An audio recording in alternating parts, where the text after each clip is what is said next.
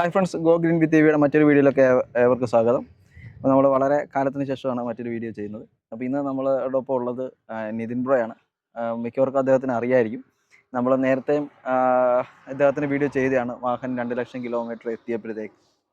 പക്ഷേ ഇപ്പം വീണ്ടും അദ്ദേഹം ലഡാക്ക് വരെ ലഡാക്ക് വരെ അദ്ദേഹം ആ വാഹനത്തിൽ പോയിട്ട് വരികയാണ്. അപ്പോൾ അതിലൊരു പുതുമയുണ്ടോ എന്ന് ചോദിച്ചാൽ അദ്ദേഹത്തെ സംബന്ധിച്ച് പുതുമയില്ല. കാരണം അദ്ദേഹത്തിൻ്റെ 3ാമത്തെ യാത്രയാണ്.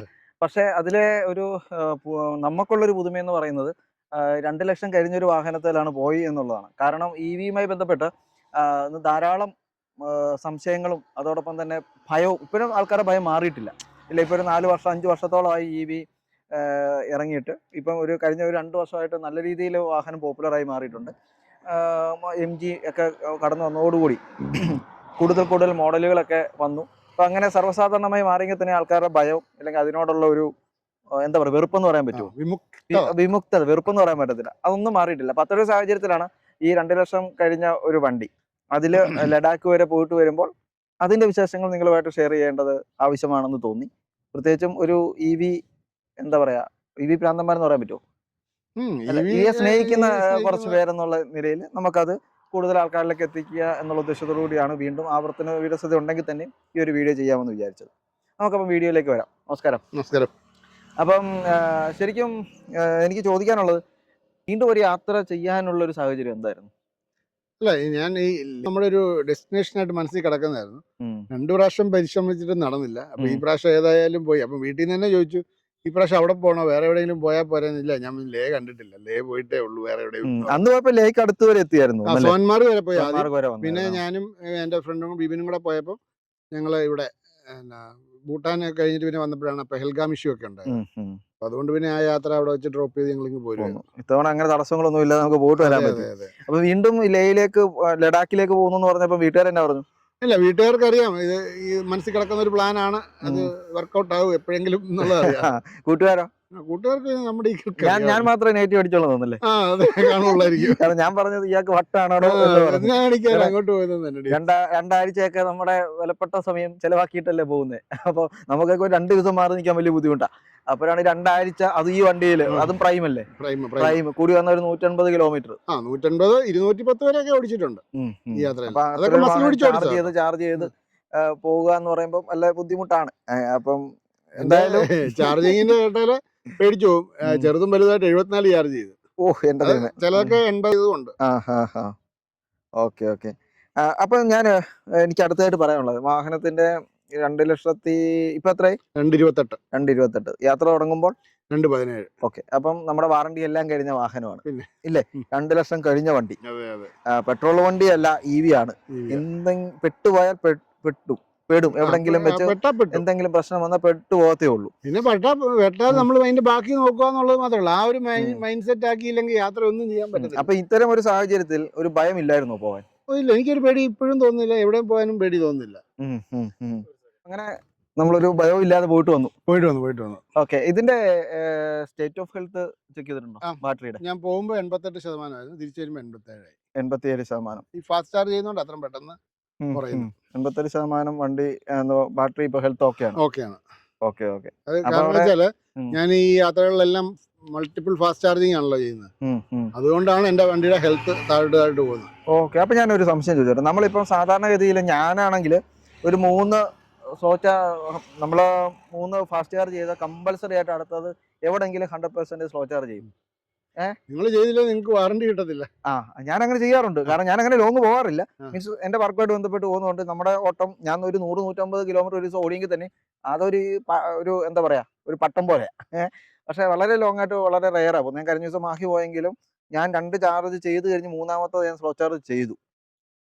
അങ്ങനെ തന്നെയാണ് വണ്ടി യൂസ് ചെയ്തത്. ഇന്നേവരെ അങ്ങനെ തന്നെ ചെയ്തു. നിങ്ങൾക്ക് മാഹി പോയപ്പോൾ 2 ചാർജിങ് കൊണ്ട് നിങ്ങൾ മാഹി എത്തിയില്ലേ? ഒറ്റ ചാർജിൽ ചെന്നേനെ, ഒരു ചാർജ് ഇല്ല അവിടെ ചെന്നേനെ. പക്ഷെ ഞാൻ ഇടയ്ക്ക് അങ്ങ് ചെയ്യുന്ന വെച്ചാൽ നമ്മൾ ഞാൻ ഇപ്പോഴും എല്ലാവരോടും പറയും, നമ്മൾ എന്തിനാ റിസ്ക് എടുക്കുന്നത്? അത് തന്നെയല്ല, നമ്മളൊന്ന് കുറച്ച് ചെയ്തോണ്ട് പറഞ്ഞാൽ ടാറ്റ അവാർഡൊന്നും തരികയില്ല. ഉടനെ കൂടുതൽ ചെയ്തോണ്ട് പറഞ്ഞാൽ അത് തന്നെയല്ല, ഇത്രയും ദൂരം നമ്മൾ കണ്ടിന്യൂസ് ഓടിക്കാൻ വേണ്ടല്ലോ, ഒരു റെസ്റ്റ് എടുക്കണം. അത് നൈറ്റ് ആയിരിക്കും. ഞാൻ പലരും വഴി കിടക്കുന്നവരോടൊക്കെ പറയുന്നത്, ഈ എല്ലാവരും വണ്ടിയിലെ കിലോമീറ്റർ നോക്കിയാണ് വണ്ടി ഓടിക്കുന്നത്. പേഴ്സൻറ്റേജ് നോക്കി വണ്ടി ഓടിച്ചില്ലേ വഴി കിടക്കും. തീർച്ചയായിട്ടും ഞാനന്ന് ചെയ്ത വേണ്ട 35% ഇപ്പം ഞാൻ ചെയ്തു. 35 എന്ന് പറഞ്ഞാൽ എൻ്റെ വണ്ടി പിന്നെ ഒരു 90-100 കിലോമീറ്റർ ഓടും. കാരണം എനിക്ക് വീട്ടിൽ നിന്ന് ചാർജ് ചെയ്താൽ കറക്റ്റ് എനിക്ക് അവിടെ ചെന്നേനെ. പക്ഷെ ഞാൻ ഇടയ്ക്ക് 2 തവണ ചെയ്തു. അത് ഒരു കുഴപ്പമില്ല, അത് നല്ല കാര്യമാണ്. മൂന്നാമത്തത് ഞാൻ അവിടെ ചെന്ന് സ്ലോ ചാർജും ചെയ്തു. കാരണം എന്താണെന്ന് വെച്ചാൽ നമുക്ക് അവിടെ ചെന്ന് കഴിഞ്ഞാണെങ്കിലും ഇപ്പം നമ്മൾ ഓർക്കും നമ്മൾ 10% അവിടെ എത്തി, പിന്നെ എന്തെങ്കിലും ആവശ്യത്തിന് പിന്നെ ഇത് ചാർജ് ചെയ്തുകൊണ്ട് പോകാൻ മാർഗ്ഗമില്ലെങ്കിൽ പെട്ട്. ഞാനെപ്പോഴും അങ്ങനെയാണ് ചെയ്യാറുള്ളത്. അപ്പം ഞാൻ പറഞ്ഞു വന്ന വേറെ ഒന്നുമല്ല. അപ്പോൾ ഇവിടെ ഈ നിങ്ങൾ ഫാസ്റ്റ് ചാർജ് ചെയ്തപ്പോഴത്തേക്ക് പിന്നീട് സ്ലോ ചാർജ് ചെയ്യാനുള്ള മാർഗ്ഗം ഉണ്ടായിരുന്നു? ഇല്ല, ആ പോകുന്ന വഴിക്കൊന്നും ഒരിടത്തും സ്ലോ ചാർജിങ് ഇല്ല, ഫുള്ള് ഫാസ്റ്റ് ചാർജിലാണ്. Full fast charge. എനിക്കാണെങ്കിൽ ഇടയ്ക്ക് ആ ഒരു ഹൈ വോൾട്ടേജർ അടിച്ചായിരുന്നു ഇതിൻ്റെ ഇടയ്ക്ക്, അതായത് BPCL മെഷീനിൽ. അപ്പോൾ അതുകൊണ്ട് എനിക്കൊരു എവിടെയെങ്കിലും ഒന്ന് സ്ലോ ചെയ്താൽ കൊള്ളാമെന്നുണ്ടായിരുന്നു. പക്ഷേ ഇവിടെ വീട്ടിൽ വന്നില്ല പിന്നെ സ്ലോ ചാർജ് ചെയ്യാൻ. അല്ല, ഞാനപ്പം ചോദിച്ചോട്ടെ, നിങ്ങൾ താമസിച്ച സ്ഥലത്ത് സൗകര്യം ഇല്ലായിരുന്നു? ഒന്നുമില്ലായിരുന്നു. ഞങ്ങൾ താമസിച്ചെന്ന് പറഞ്ഞാൽ ഒരു ഹോട്ടലിൽ, അവിടെ അതിനുള്ള സൗകര്യങ്ങളൊന്നുമില്ല. ഈ ഒന്നാമത് ലേ ലഡാക്കൊക്കെ റൂട്ടിലൊക്കെ കറണ്ട് ഉണ്ടെങ്കിലുണ്ട്, ഇല്ലെങ്കിൽ ഇല്ല എന്ന് പറയുന്ന ഒരു സ്ഥിതിയാണ്. അതുകൊണ്ട് അതൊന്നും നോക്കണ്ട, കറണ്ട് ഉണ്ടെങ്കിൽ ചാർജ് ചെയ്യുക, ഇല്ലെങ്കിൽ അവിടെ നിന്ന് ചാർജ് ചെയ്തിട്ട് പോകുക എന്നുള്ളത് മാത്രമേ ഉള്ളൂ. ആ ഒരു റിസ്ക് മാത്രമേ ഉണ്ട് കേട്ടോ. പിന്നെ ആകെ സ്ലോ ചാർജ് ചെയ്ത സോൻമാർഗ് വെച്ച് മാത്രം, അവിടെ 48-100 ആക്കി. ഓക്കെ. അപ്പം നമ്മൾ വണ്ടിയുടെ ഹെൽത്തും ഓക്കെയാണ്. 87% എന്ന് പറയുമ്പോൾ ഈ 2 ലക്ഷം കിലോമീറ്റർ കഴിഞ്ഞ വണ്ടിയുടെ നല്ല ഒരു ഇത് തന്നെയാണ്. ഓക്കെ, ഇനി നമുക്ക് ഇതിൻ്റെ അകത്ത് ഈ യാത്രയിൽ നേരിട്ട അനുഭവങ്ങളെ കുറിച്ചാണ്. ഒത്തിരി വെല്ലുവിളികളും ഒക്കെ ഉണ്ടായിട്ടുണ്ടാവുമല്ലോ. അപ്പൊ അതിനെ കുറിച്ച് ഒന്ന് ചുരുക്കി പറഞ്ഞാൽ മതി. എനിക്കങ്ങനെ വെല്ലുവിളികളായിട്ടൊന്നും തോന്നിയില്ല. ഞാൻ ഈ ഹൈ വോൾട്ടേജർ അടിച്ച് അവർ വന്ന് ക്ലിയർ ചെയ്തു. പിന്നെ ഒരു കുറേ ചാർജിങ്, എനിക്ക് 10-12 ചാർജിങ് കഴിഞ്ഞാണ് സ്പീഡായി തുടങ്ങിയത് ചാർജിങ്. അത് എന്തുകൊണ്ടാണെന്നുള്ളത് എനിക്ക് ഇപ്പോഴും അറിയത്തില്ല. അതുകൊണ്ടാണ് എനിക്കൊരു സ്ലോ ചാർജ് ചെയ്താൽ കൊള്ളാമെന്നുള്ളൊരു പ്ലാൻ ഉണ്ടായത്. അങ്ങനെ ഒരു സംഭവം നടന്നില്ല.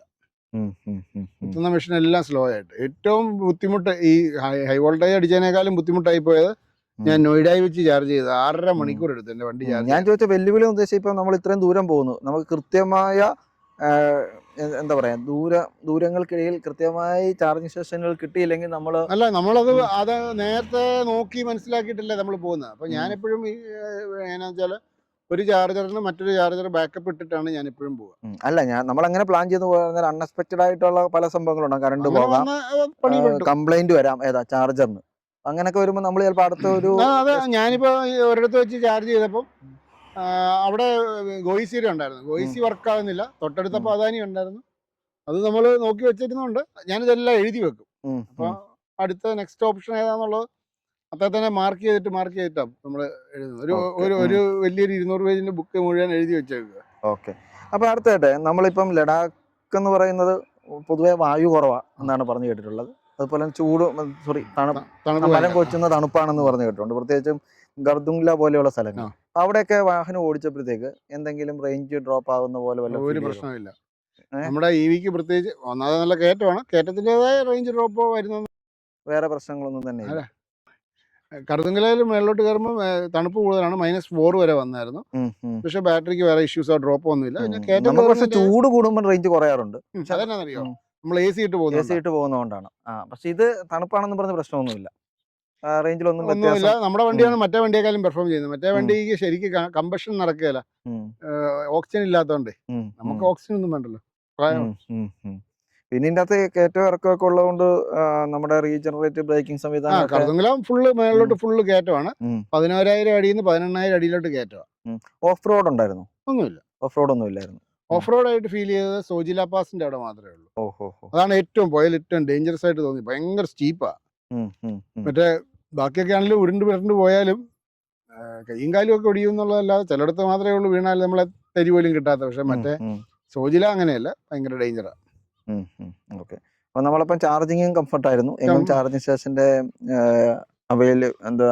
ലഭ്യത ഇല്ലാതെ വരിക, കംപ്ലൈന്റ്, അല്ലെങ്കിൽ കറണ്ട് ഇല്ല, അങ്ങനെയുള്ള പ്രശ്നങ്ങളൊന്നും തന്നെ ഉണ്ടായിരുന്നില്ല. എനിക്ക് ബുദ്ധിമുട്ടായിട്ട് തോന്നിയത്, ഞാൻ തിരിച്ചു വന്നപ്പോൾ ഞാൻ മുംബൈ വഴിയാണ് വന്നത്. മുംബൈ വഴി വന്നപ്പോഴത്തേ നമ്മള് നാട്ടിലോട്ട് തിരിച്ചു വന്നപ്പോഴത്തേന് നമ്മൾ മുംബൈ വഴിയാണ് വന്നത്. അപ്പൊ ആ ഏരിയയിൽ ഭയങ്കരമായിട്ട് ഗ്യാപ്പ് ഉണ്ട് ചാർജിങ് സ്റ്റേഷൻ. അപ്പൊ നമ്മൾ മൾട്ടിപ്പിൾ ചാർജിങ് ചെയ്യേണ്ടി വന്നു. ചിലയിടത്തൊക്കെ ഇപ്പൊ 135 കിലോമീറ്റർ കഴിഞ്ഞാൽ ചിലപ്പോൾ പിന്നെ ആ ചാർജറെ ചെയ്തില്ലെങ്കിൽ പിന്നെ ഉള്ളത് ചിലപ്പോൾ 200-210 കിലോമീറ്റർ കഴിഞ്ഞിട്ടായിരിക്കും. അപ്പൊ ആ 135 ശരിക്കും പറഞ്ഞാൽ ചെയ്യേണ്ട ഒരു കാര്യവുമില്ല, പക്ഷെ അവിടെ ചെയ്യുക. അതുപോലെ തന്നെ ചിലയിടത്തൊക്കെ ഞങ്ങൾ 70% ആയി കഴിഞ്ഞ് ചാർജ് ചെയ്ത് പോയിട്ടുണ്ട്. 100 അങ്ങ് പോയി. എല്ലാം 100. ഓക്കെ. പക്ഷേ ആവശ്യമുള്ള ചോദ്യമാണോ എന്ന് എനിക്ക് അറിയത്തില്ല, എങ്കിലും ചോദിക്കാം. അതായത് നമ്മൾ ഒരു ഐസ് എഞ്ചിൻ വാഹനം അല്ലെങ്കിൽ പെട്രോൾ ഡീസൽ വണ്ടിയിൽ അവിടം വരെ പോകുന്ന ചിലവും ഇതും തമ്മിൽ കമ്പയർ ചെയ്യുമ്പോൾ എന്തെങ്കിലും വ്യത്യാസമുണ്ടോ? നല്ല വ്യത്യാസമാണ്. ചാർജിങ് 24,490 രൂപ ആയതേ ഉള്ളൂ. ആ. ആദ്യത്തെ പ്രാവശ്യം പോയതിനേക്കാളും 3,500 രൂപ കൂടുതലാണ്. കൂടുതൽ അല്ല, അത് റേറ്റ് റേറ്റ് കൂടിയതുകൊണ്ട്. കൂടിയതുകൊണ്ടാ. ഉം. 26 രൂപ യൂണിറ്റ് പെർ യൂണിറ്റിന് വന്നു. ഉം. 948 യൂണിറ്റ് ചാർജ് ചെയ്തു. ഉം. ആദ്യത്തെ പ്രാവശ്യം പോയപ്പോൾ 918 യൂണിറ്റേ ചാർജ് ചെയ്തു. ആ പിന്നെ വേറെ ആരുണ്ട്? വണ്ടിയുടെ റേഞ്ചിലും വ്യത്യാസം വന്നിട്ടുണ്ടാവും. ഉണ്ടാവും. ഉം. ഉം. ദൂരവും കൂടുതൽ ഓടി. ഉം. ഉം. പിന്നെ മറ്റേ ഡീസൽ പെട്രോൾ വണ്ടിയെ പറ്റി പറയുവാണെങ്കിൽ ഞാൻ പറയും നമുക്ക് ഫ്ലെക്സിബിലിറ്റി ഉണ്ട്. നമുക്ക് എവിടെ വേണേലും പോവാം, എന്ത് വേണേലും കാണാൻ പോവാം. കാണിക്കാം. അല്ല അപ്പൊ എക്സ്പെൻസ് കൂടത്തില്ലേ? എക്സ്പെൻസ് കൂടും പിന്നെ ഉറപ്പായിട്ടും. ഈ 24 രൂപ എന്നുള്ളത് ചിലപ്പോൾ 50-60 രൂപയ്ക്ക് പക്ഷെ അവിടെ വേറെ ചോദ്യമുണ്ട്. ഡീസൽ വണ്ടി ആയിരുന്നു നിങ്ങൾ പോകത്തില്ലായിരുന്നു? പോവുകയില്ല. ഈ ഒരു വണ്ടി ആയതുകൊണ്ട് അതുകൊണ്ട് ഒരു നമുക്ക് അങ്ങനെ അന്നേരം പോകാൻ നമ്മൾ ഒരു താല്പര്യം തോന്നുന്നത്. അന്നേരം നമ്മൾ ഓർക്കും എന്നെ കാണിക്കാൻ പോകുന്ന 10-50,000 രൂപ വെറുതെ ഡീസൽ തന്നെ വേണം, പിന്നെ ബാക്കി ചെലവുകൾ. നമ്മൾ പിന്നെ കൂടുതലും വണ്ടിയെ തന്നെയാണ് കിടന്നത്. വളരെ കുറച്ച് റൂംസ് ഒക്കെ എടുത്തുള്ളൂ. വണ്ടിയെ തന്നെ സ്റ്റേ ചെയ്യുവായിരുന്നു. Okay okay.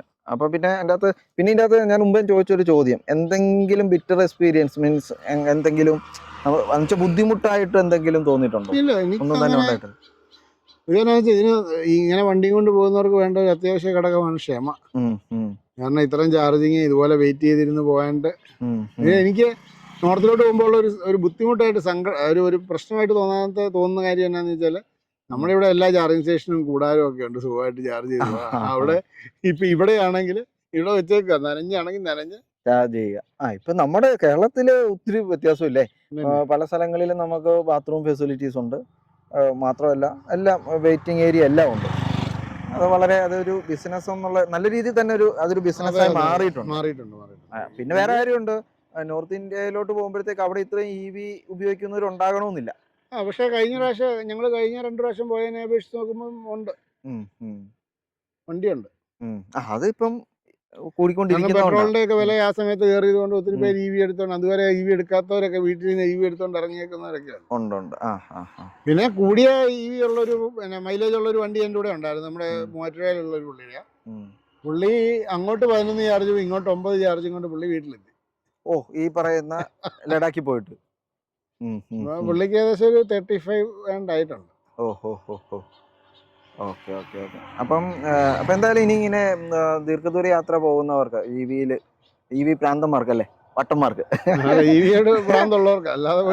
ഇതൊരു ഇൻസ്പിറേഷനായി മാറും. അപ്പൊ അങ്ങനെ അല്ലെങ്കിൽ EV ലോങ് പോകുന്നവരോട് പറയാനുള്ള പ്രധാനപ്പെട്ട ഏതാനും കാര്യങ്ങൾ വളരെ ചുരുങ്ങിയ വാക്കി. വേറെ ഒന്നുമില്ല, ക്ഷമ അതുണ്ടെങ്കിൽ മാത്രമേ ഇതിന് മുതലാവുള്ളൂ.